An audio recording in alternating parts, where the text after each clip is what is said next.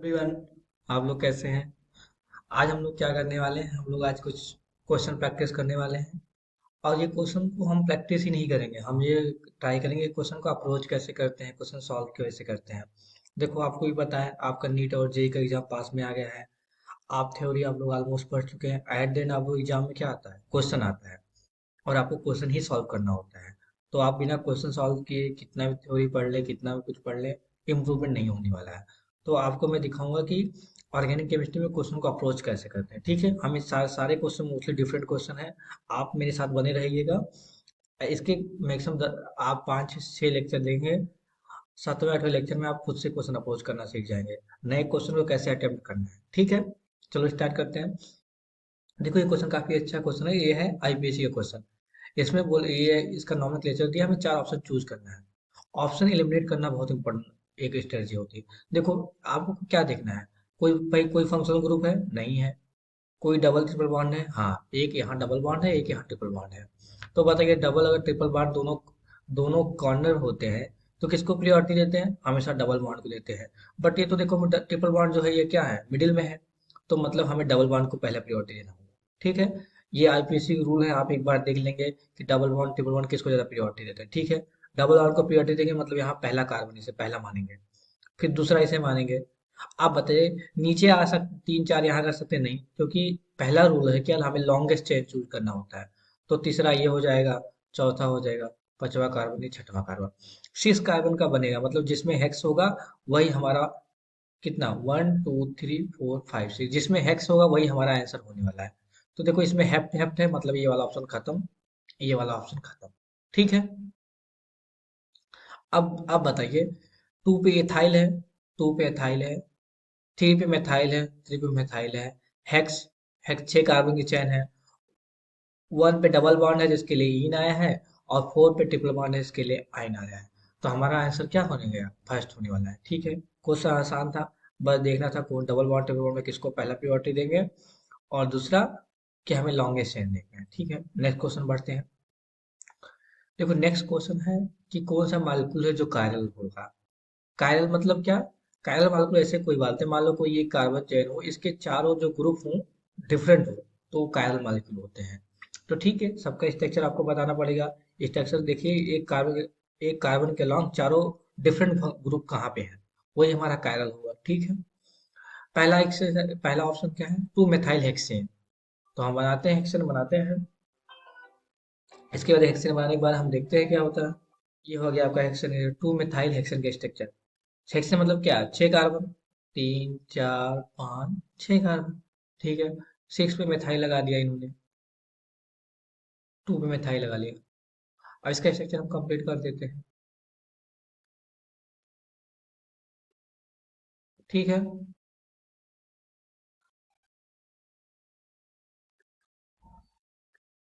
ठीक है, 1 2 3 4 5 6 हो गया, 2 मेथाइल हेक्सेन। ठीक है, दूसरा स्ट्रक्चर है 3 मेथाइल हेक्सेन। ठीक है, हम दूसरा बनाते हैं। 1 2 3 4 5 6, 3 पे मेथाइल है, 3 पे मेथाइल लगा देते हैं। ठीक है, ये हो गया CH3, ये हो गया CH2, ये हो गया CH, ये हो गया CH2, ये हो गया CH2, ये हो गया CH3, ये हो गया 3 मेथाइल हेक्सेन। एक हो गया नियोपेंटेन। नियोपेंटेन का स्ट्रक्चर क्या होता है? ऐसे सारे एक CH3 लगा दो एक कार्बन पे, ये हो गया आपका नियोपेंटेन। ये सब कॉमन स्ट्रक्चर है, इसका आपको याद होना चाहिए। अब बोला आइसोपेंटेन। आइसोपेंटेन का स्ट्रक्चर क्या है? आइसो ग्रुप लगा दो, CH2, CH3, ये हो गया आइसोपेंटेन। अब बताओ इसमें से कौन सा कायरल है? चलो ये वाला देखते हैं, ये वाला कार्बन मान लो कायरल, तो देखो इधर भी मेथाइल है, इधर भी मेथाइल है, ये तो दो फंक्शनल ग्रुप्स। देखो, कायरल मतलब क्या? अगर यहाँ ए हो, यहाँ बी हो, यहाँ सी हो, डी हो, चारों डिफरेंट होना चाहिए। देखो यहाँ पे दोनों मेथाइल है, मतलब ये वाला ऑप्शन नहीं होगा। अब ये वाला कार्बन देखो, इस पे तो चारों मेथाइल है, मतलब ये भी कायरल नहीं होगा। अब ये वाला देखो, इधर CH2 है, इधर CH3 है, इधर CH2 है। हमें बनाना है 3 मेथाइल हेक्सेन। 1 2 3 4 5 6। ठीक है, कोई बात नहीं, 2 मेथाइल हेक्सेन। देखो ये वाला कार्बन, ये वाला पहले देखते हैं। 1 2 3 4 5 6। ठीक है। ये कायरल है कैसे?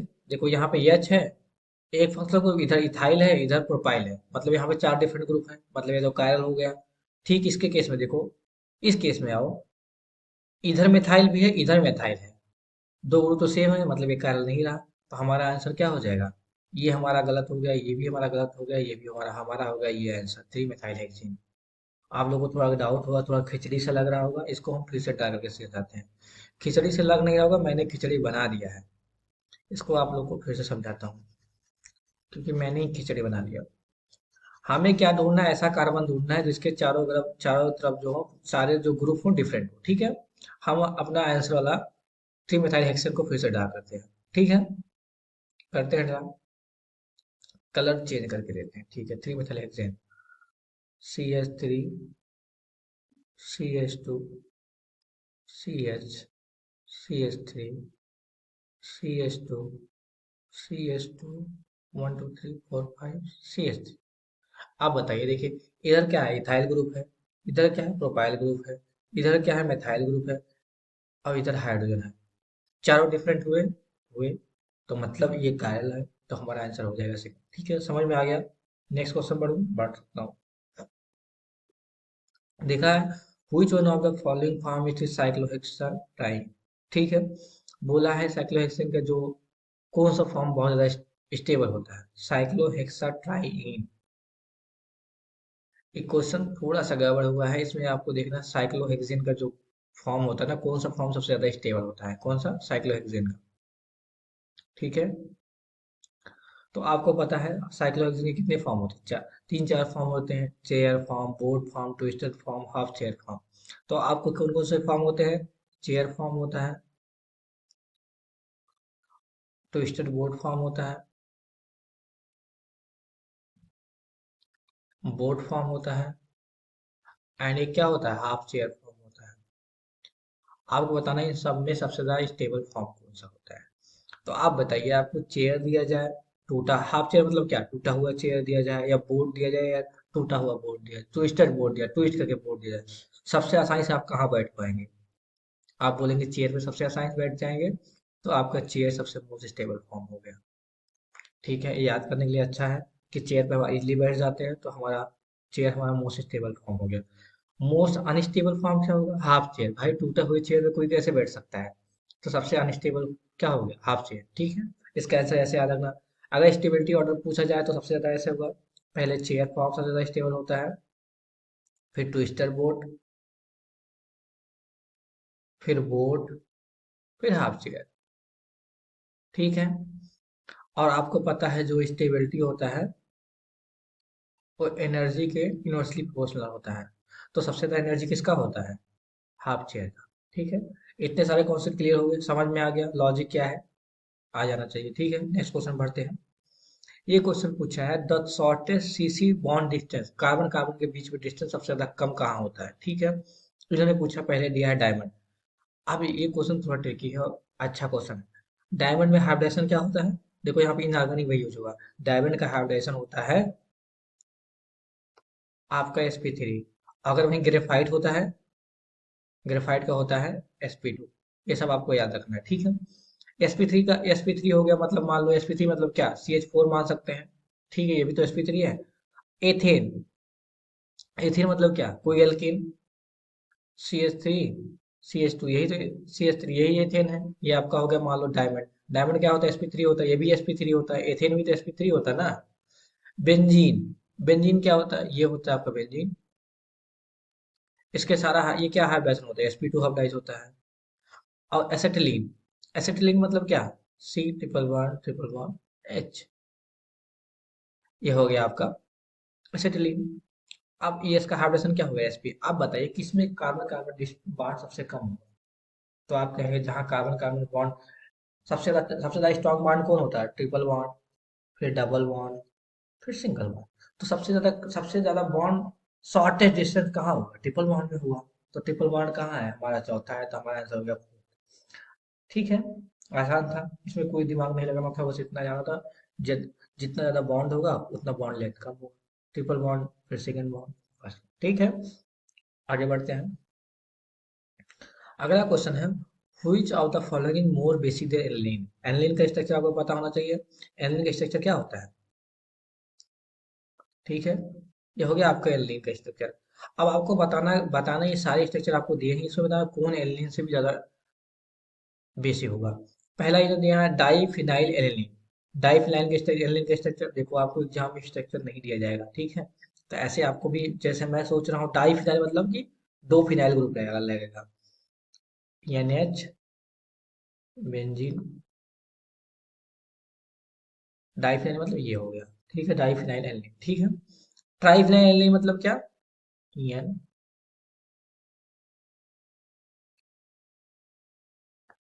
ये हो गया आपका ट्राइफिनाइल, ठीक है। ये हो गया डाई, ये हो गया ट्राई। अब पैरा नाइट्रोएलिन, पैरा नाइट्रोएलिन मतलब क्या?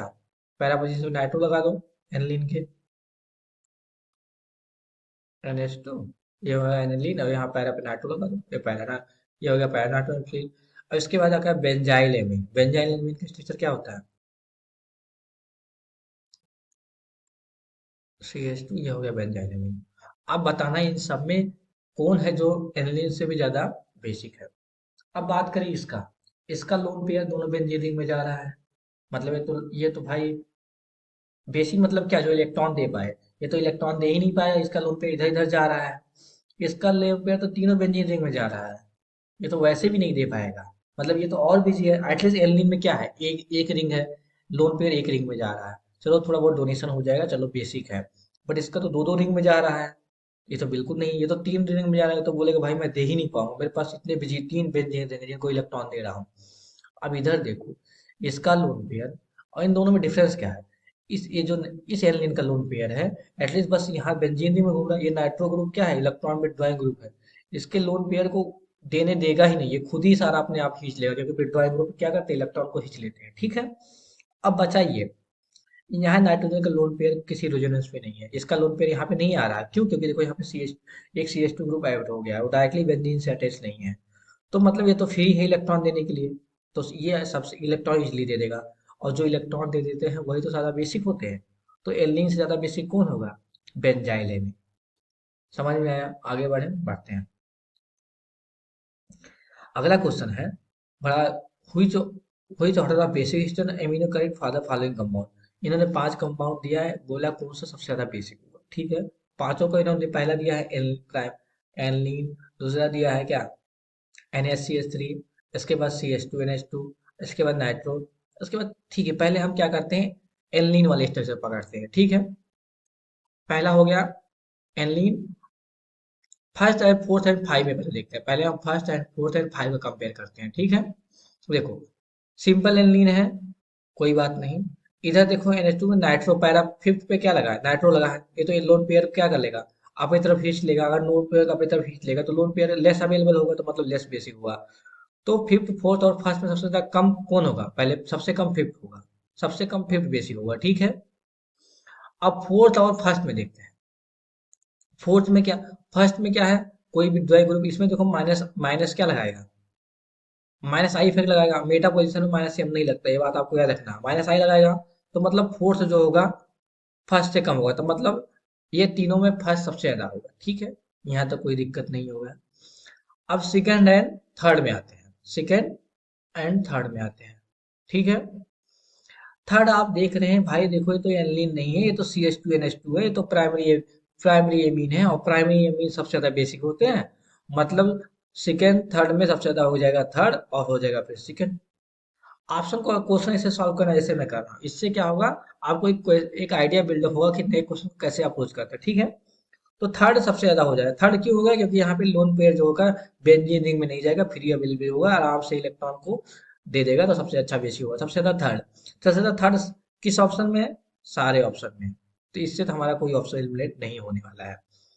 इसके बाद थर्ड के बाद देखो इन्होंने, थर्ड के बाद इसके बाद क्या, सेकेंड और फर्स्ट में क्या डिफरेंस है, यहाँ पे CH3 ग्रुप है, तो ठीक है, थोड़ा इलेक्ट्रॉन देगा ना, तो मतलब सेकंड, थर्ड के बाद सेकंड, तो हमारा ये ऑप्शन, ये दो ऑप्शन खत्म हो गए, थर्ड के बाद सेकंड, ठीक है।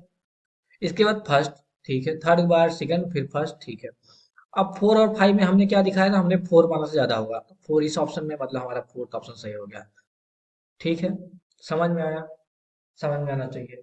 ठीक है, कुछ नहीं है, सिंपल बेसिक स्टैंड है। बेसिक स्टैंड क्या? बेसिक मतलब क्या? जो इलेक्ट्रॉन दे सके। एसटी मतलब जो इलेक्ट्रॉन ले सके। ठीक है, कॉन्सेप्ट ठीक है। नेक्स्ट क्वेश्चन बढ़ते हैं।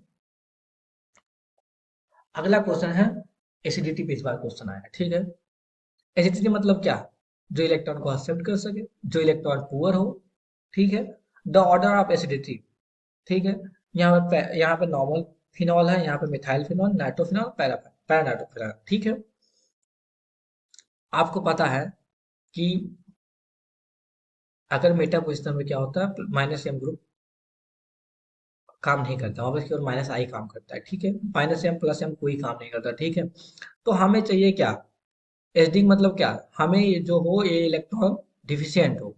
NO2 ग्रुप क्या होता है? इलेक्ट्रॉन विड्रॉइंग ग्रुप होता है, इलेक्ट्रॉन को पुल कर लेता है। मतलब ये तो इलेक्ट्रॉन डिफिशियंट बना रहा है, मतलब एसिडिटी इंक्रीज कर रहा है। आपको लगेगा सर आप बहुत फास्ट बोल रहे हैं। फास्ट नहीं, आप फिर से बात को पकड़ने की कोशिश करिए। विड्रॉइंग ग्रुप, जो विड्रॉइंग ग्रुप होता है, एसिडिटी को इंक्रीज करता है। अब बताओ, कोई NO2 मेटा पोजिशन लगा है, कोई NO2 पैरा पोजिशन लगा है, कौन अच्छे से इलेक्ट्रॉन विड्रॉ कर पाएगा? देखो, जो मेटा पोजिशन पे है वो तो केवल माइनस आई लगा पाएगा, तो उस हिसाब से तो ज्यादा ज्यादा इलेक्ट्रॉन को अपने तरफ खींच नहीं पाएगा। लेकिन जो पैरा पे है वो तो माइनस एम लगाएगा ना।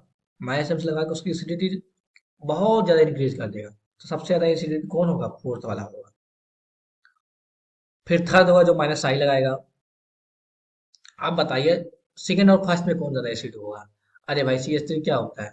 ये तो हाइपर कॉन्जुगेशन भी दे देगा और प्लस आई इफेक्ट दे देगा। ये तो इलेक्ट्रॉन डोनेटिंग ग्रुप है। इलेक्ट्रॉन डोनेटिंग ग्रुप क्या होते हैं? एसिडिटी को डिक्रीज कर देते हैं। तो हमारा थर्ड सेकंड फिर फर्स्ट हो जाएगा, फिर सेकंड हो जाएगा। तो ऐसा ऑप्शन कहाँ है? सबसे ज्यादा फोर्थ, ये है, फिर थर्ड, फिर फर्स्ट और सेकंड, ऐसा हमारा ऑप्शन है फोर्थ वाला। ठीक है, आगे बढ़ते हैं। आगे क्वेश्चन है, which of the following most stable carbonium ion?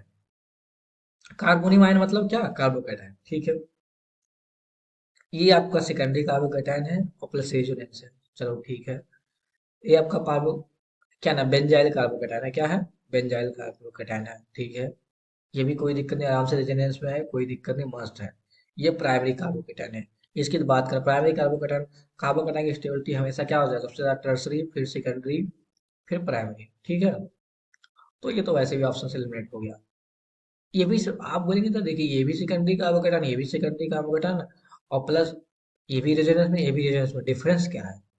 Difference है एरोमेटिसिटी का। ये कार्बोकैटायन जो है एरोमेटिक कार्बोकैटायन है। यहाँ पे देखो, ये देखो, 1 2 3, 6 पाई इलेक्ट्रॉन है, प्लस कॉन्जुगेशन है। एक हकल करके रूल होता है, जिससे क्या डिसाइड करता है कोई कंपाउंड एरोमेटिक है या नहीं है।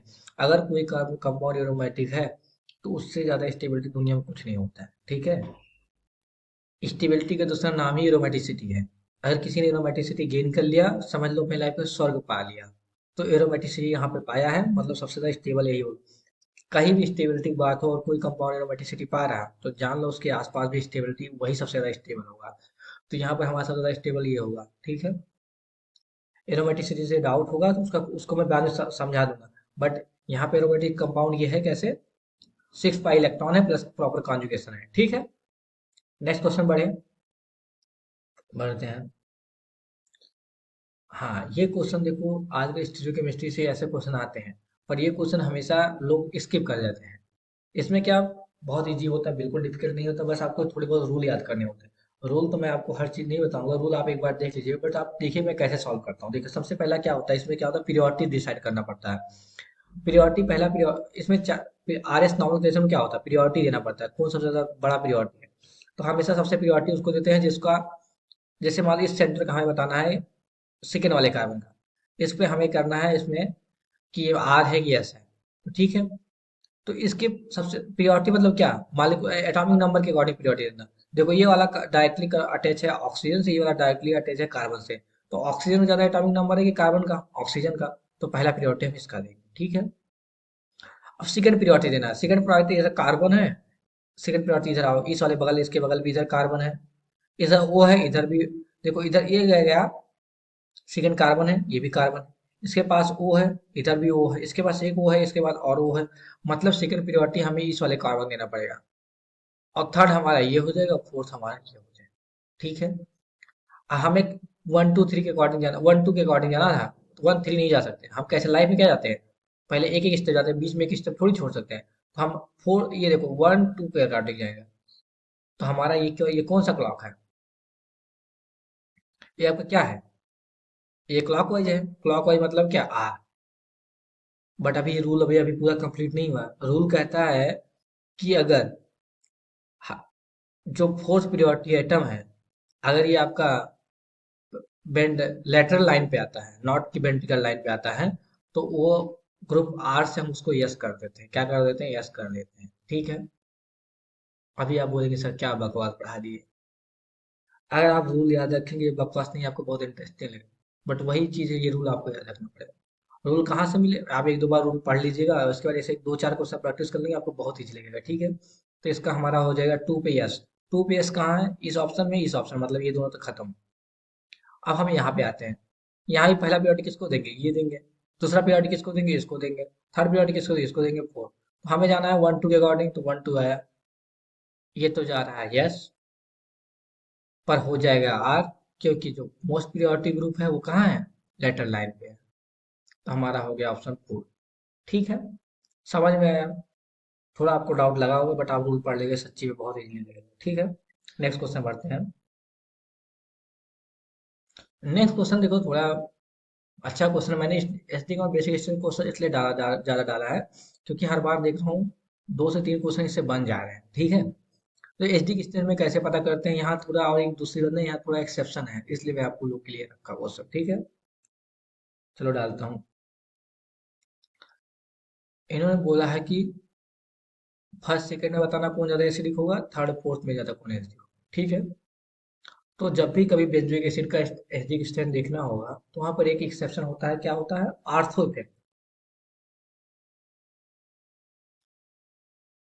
बेंजोइक एसिड में अगर आर्थो इफेक्ट क्या होता है, आर्थो इफेक्ट में कोई इलेक्ट्रॉन डोनेटिंग ग्रुप हो, विथड्रॉइंग ग्रुप हो, मैटर नहीं करता। अगर आर्थो पे कोई पोजीशन है, आर्थो पे कोई ग्रुप है, तो सबसे ज्यादा एसिडिक होगा, बात खत्म।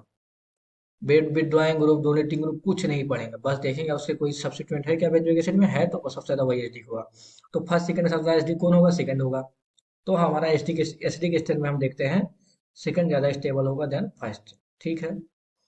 अब ये देखो, ए था, इधर देखिए, ये तो क्या है, साइक्लोहेक्सेन का है, तो बेंजीन तो है नहीं। अब बताओ, यहाँ पे भी आर्थोगोनल ग्रुप लगा है, तो अभी बोलेंगे यहाँ पे भी फोर्थ सबसे स्टेबल हो, नहीं। ये एक्सेप्शन केवल बेंजोइक एसिड तक लिमिटेड है, ये नहीं हर जगह आप हर जगह लगाते रहे। तो ये देखिए, CH3 ग्रुप क्या है, इलेक्ट्रॉन डोनेटिंग ग्रुप है। ये तो इसका एसिडिक स्टेट खराब कर देगा, तो इसके मतलब यहाँ पे थर्ड ज्यादा ज्यादा एसिडिक है देन फोर्थ। कॉन्सेप्ट समझ में आया। सिंपल से बात है, जब भी बेंजोइक एसिड आए, अगर उस पर आर्थो सब्स्टिट्यूएंट है, तो वो सबसे ज्यादा एसिडिक होगा। सिर्फ बेंजोइक एसिड, और कहीं नहीं रूल। ठीक है। अब आते हैं भी ये बेसिक स्टेट का क्वेश्चन आता है। अब बताओ बेसिक स्टेट में क्या होता है, जितना ज्यादा इलेक्ट्रॉन डोनेटिंग ग्रुप होगा उतना ज्यादा बेसिक होगा। तो मतलब ये इन दोनों में सबसे कोशिश बेसिक कौन होगा, ये होगा, क्योंकि ये तो ज्यादा ग्रुप है। ठीक है। ठीक है। और अभी आते हैं इन दोनों में देखते हैं। जैसे कि एसडी सिस्टम में एक रूल है कि आर्थो इफेक्ट पे जो होता है बहुत ज्यादा, आर्थो इफेक्ट कोई ग्रुप हो, सबसे ज्यादा एसडी वही होगा। सेम एल्निन के केस में। अभी आप बोलिए सर क्या एक्सेप्शन पढ़ाने बैठे हैं क्या। अरे भाई ये सब चीजें ऐसे क्या है, एनटीए क्या है, वो एक्सेप्शन ढूंढता है, ऐसे ही क्वेश्चन भेज देता है। उसको पता है कि बच्चे एक्सेप्शन को छोड़ के जाएंगे, वही क्वेश्चन डालेगा। ठीक है।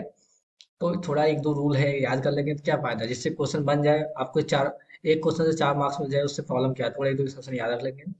ठीक है। तो ऐसे एल्डिन केस में क्या होगा, आर्थो पे में था कोई बल्कि ग्रुप हो, तो उसका बेसिसिटी डिक्रीज हो जाता है। मैंने जानना जनरली क्या बोला है, अगर कोई डोनेटिंग ग्रुप हो तो बेसिसिटी इंक्रीज कर जाता है।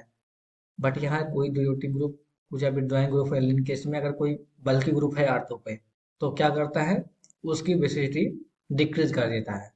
अब ये बोलोगे सर कि तो एक्सेप्शन नहीं, इसका लॉजिक भी है। लॉजिक कैसे है, तो मतलब इन दोनों में सबसे ज्यादा बेसिक कौन होगा, ये VI होगा, VII होगा, देन VII।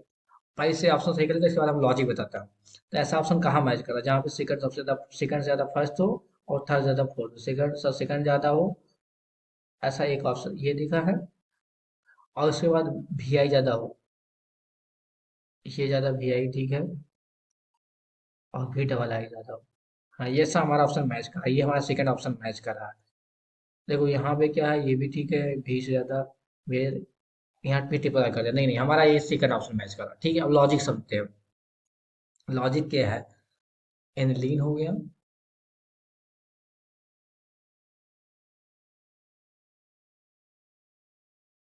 ठीक है,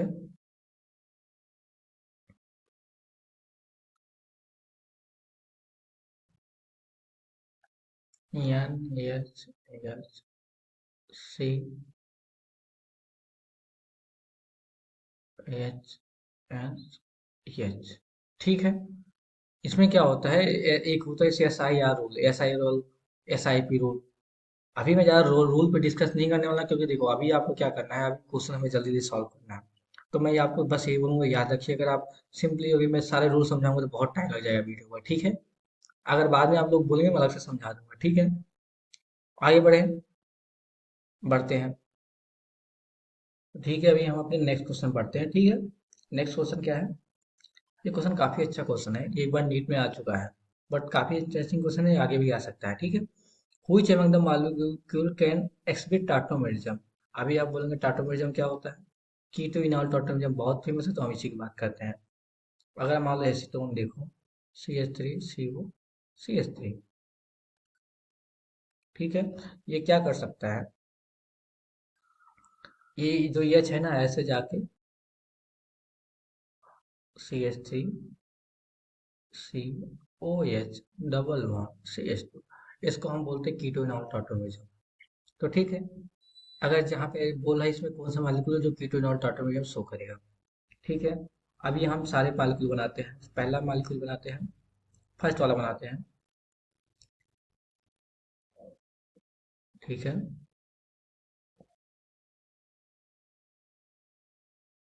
ये आपका पहला मालिक्यूल है। अब बताओ ये कीटोइनॉल टाटोमेरिज्म शो करेगा कि नहीं करेगा। हम कीटोइनॉल में क्या करते हैं, उसके बगल ये वाला बगल वाला है, उसके जस्ट कार्बन के जस्ट साइड बगल वाला कार्बन को हम उसके हाइड्रोजन को क्या करते हैं, ये वाला हाइड्रोजन को क्या करते हैं, ऐसे करवाते हैं और यहाँ पे OH बनाते हैं, ठीक है, हम काटते हैं।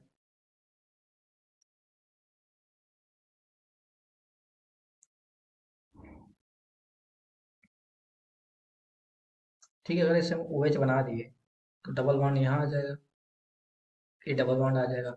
और आपको पता है ना, ब्रिज हेड पे कार्बन पे डबल बॉन्ड नहीं रखते हैं, क्योंकि बहुत ज़्यादा स्ट्रेन आ जाता है, और स्ट्रेन आ जाता है तो स्टेबिलिटी डिक्रीज हो जाता है, ठीक है। तो हम अवॉइड करते हैं, हम ब्रिज हेड कार्बन पे कभी भी डबल बॉन्ड नहीं रखते हैं। ये रूल है, क्या ये आपको पता होना चाहिए, बहुत बेसिक रूल है, बहुत फेमस रूल है कि ब्रिज हेड कार्बन पे हम डबल बॉन्ड नहीं रखते, क्योंकि बहुत अनस्टेबल होता है ड्यू टू हाईली स्ट्रेन, ठीक है। तो यहाँ तो यहाँ पे स्ट्रेन आ जाएगा। अगर ये वाला हाइड्रोजन लेते हैं सेम कंडीशन, यहाँ भी ब्रिज हेड कार्बन बन जाएगा, तो मतलब ये तो नहीं शो करने वाला है, ठीक है। सेम इसी केस में देखो, अगर यहाँ से हाइड्रोजन लेंगे तो यहाँ पे भी ब्रिज हेड में डबल बॉन्ड आ जाएगा, जो कि स्टेबल नहीं है, तो मतलब ये भी ऑप्शन खत्म हो गया। अभी देखिए यहाँ पे बोलेंगे यहाँ से ले लें, अरे भाई यहाँ पे ये अच्छी नहीं है, देखो ध्यान से, यहाँ पे 2 pH ग्रुप है, 4 कार्बन, ऑलरेडी कार्बन का 4 बॉन्ड कंप्लीट है, तो यहाँ पे तो हाइड्रोजन ही नहीं है, तो मतलब ये भी नहीं होगा। अब इस केस में देखो, आप बोलेंगे सर देखिए यहाँ पे एक एच है, ये बना लेगा, बट याद करो ये तो भी ब्रिज हेड कार्बन बन जाएगा, यहाँ डबल बॉन्ड आएगा तो यहाँ भी ब्रिज हेड बन जाएगा। बट एक बार इधर देखिए, इस वाला हाइड्रोजन तो कर सकता है ना, यहाँ पे तो कोई ब्रिज हेड नहीं है, मैं आपको बना के दिखा देता हूँ, ठीक है। इनका ये आपका ये है स्ट्रक्चर, और ये वाला ये क्या कर सकता है, ऐसे जाके प्रोडक्ट क्या बनेगा,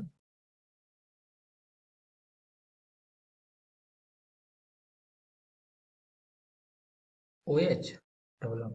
देखो ये डबल वन कोई इसके से ब्रिज हेड पे नहीं है, ये तो स्टेबल है, तो मतलब यही एक कंपाउंड है जो टॉटोमेरियम शो कर सकता है, तो मतलब ओनली थर्ड वन। ये क्वेश्चन नीट में आया था, ठीक है। आसान क्वेश्चन है, बस थोड़ा सा कॉन्सेप्ट यूज करना था ब्रिज हेड कार्बन का, ठीक है। नेक्स्ट क्वेश्चन क्या है, नाइट्रोब्यूटेन का कौन सा फॉर्म सबसे ज्यादा स्टेबल होता है। ये क्वेश्चन कम से कम 25 बार हर हर बार डिफरेंट फॉर्म में आता है, कभी नाइट्रोब्यूटेन का स्टेबिलिटी पूछ लेंगे, कभी बोल देंगे कि इसमें गॉस ब्यूटेन इंटरेक्शन, मतलब बहुत सारे क्वेश्चन इससे पूछते हैं।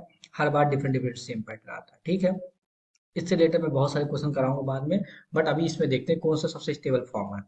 तो आपको बताइए, जिसमें इन केस में नॉवल ब्यूटेन केस में जो एंटी फॉर्म होता है सबसे स्टेबल होता है। एंटी फॉर्म मतलब कौन?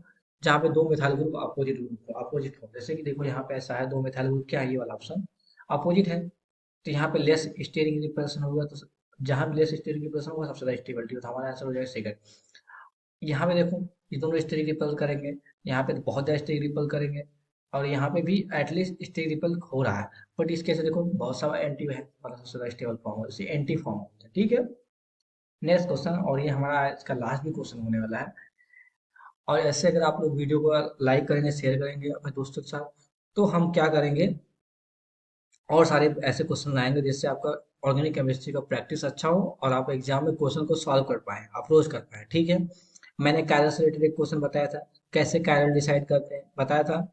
ठीक वैसे ही आपको बताना है ये वाला क्वेश्चन, इसमें कौन सा हुई जब मालूम है नॉट कायरल, कौन सा एक ऐसा है जो कायरल नहीं है, ठीक है। आपको कायरल करना सिखा दिया, अब कौन सा कायरल नहीं वो आप हमें बताएंगे, ठीक है। नेक्स्ट वीडियो में हम वेट करूंगा कितने लोग इस क्वेश्चन का आंसर देते हैं, फिर हम ये वाला क्वेश्चन सॉल्व कराएंगे, ठीक है। आज के लिए इतना ही, और आपको अच्छा लगा हो तो प्लीज हमारे चैनल को सब्सक्राइब करिए और शेयर करिए। Thank you guys.